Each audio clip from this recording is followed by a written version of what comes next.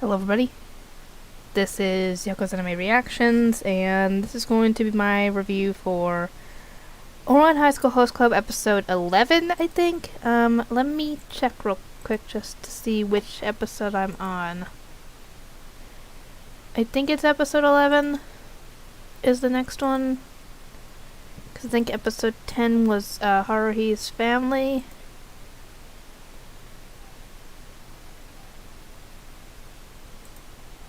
Because I did 2 episodes yesterday. Yes, episode 10 was last episode, okay. Here's another question for you guys.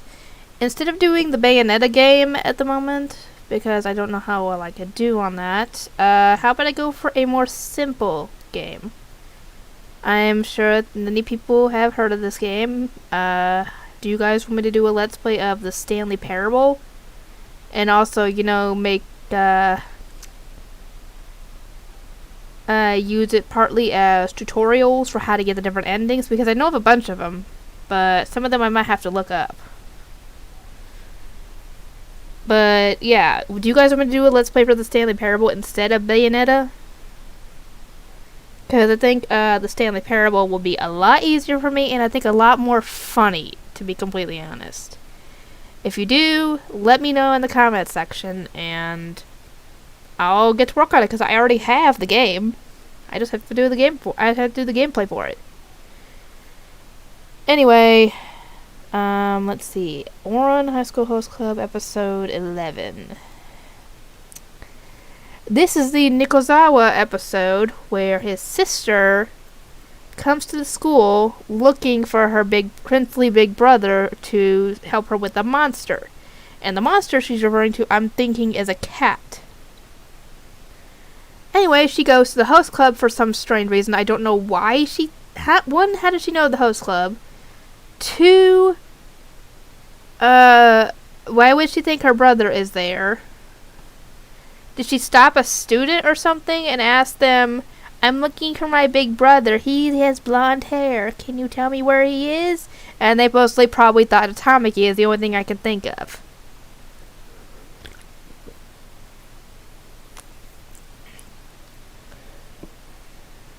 And the theme for their meeting that day. Question, is Tamaki dressed as the chief of police? Or is he dressed as a prince? Because if he's dressed as a prince, it's kind of very odd, considering everybody else is dressed as cops. And the little girl Kirimi, she knows all about debauchery and manga and reverse harems and stuff, and you wouldn't think a little girl who looks like she's like 5, 6, somewhere around there, didn't know about that stuff. And come to find out that her servants have been reading her fairy tales about princely characters, because, she likes princely characters because she thinks her brother is one. And they ran out of stories, so they started reading her shoujo manga.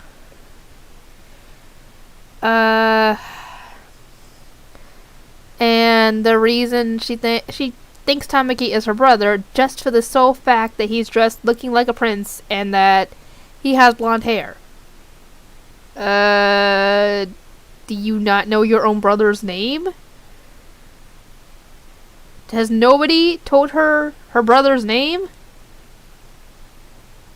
In all the years that she's been living in the same house as him, has she not known? Has nobody even mentioned her brother's name one time? They have the same last name, for crying out loud. You would think that Tamaki would have mentioned something, that I don't have the same last name as you, so we can't be siblings. But no, that'd be too logical for Tamaki. He does try and tell her that he is not her big brother, which makes her cry.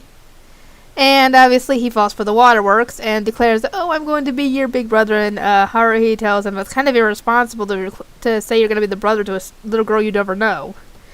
And it's at this point that Nikozawa pops in his very own creepy fashion. And this freaks out Kirimi because she is scared of the dark. And Nikozawa hates the light. So they kind of are on polar opposites to where they can't really be around each other that well.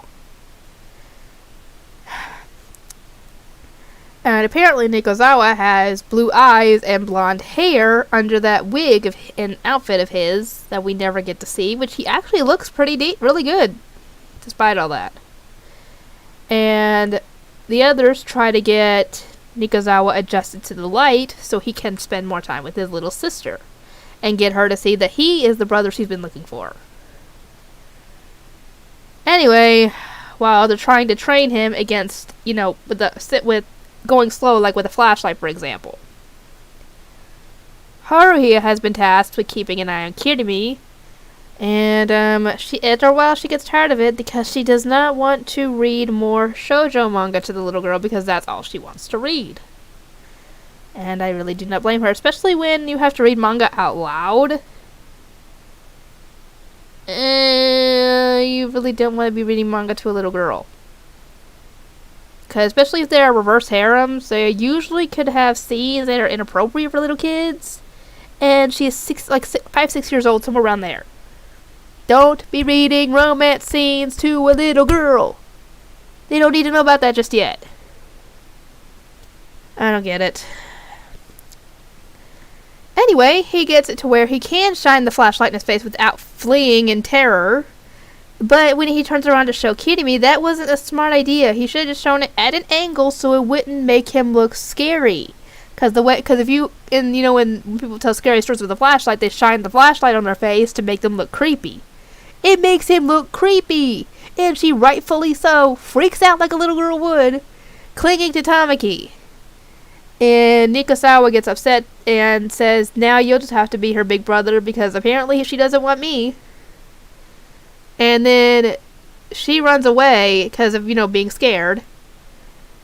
And we see her outside.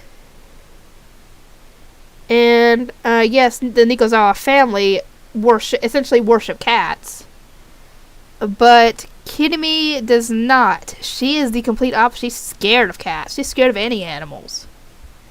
And there is a stray cat, a big fat stray cat, I might add, standing there looking at her. And Nikozawa realizes this and tells him that, she's scared of cats. And he jumps out the window without his cloak and wig on to go and protect her. And he wasn't able to do much before he ends up collapsing, and the cat just simply walks away. But this is enough to prove to Kirimi that this is the brother she's been looking for. Why couldn't somebody have mentioned the whole name thing? This could have been ended a lot sooner. Oh, but I guess to draw the plot out or something. I don't know. Anyway, if you guys have any comments you want to make on some of the episodes, whatever, I don't really mind. I like reading your comments. Even if people put troll comments on there, I don't really care because it's not going to bother me. Because any comment is engagement for my channel, essentially. So, any of you trolls who decide to make insults or whatever at me, you're only helping me, so go ahead. Do it all you want. I don't care. Anyway, if you haven't already subscribed, feel free to do so.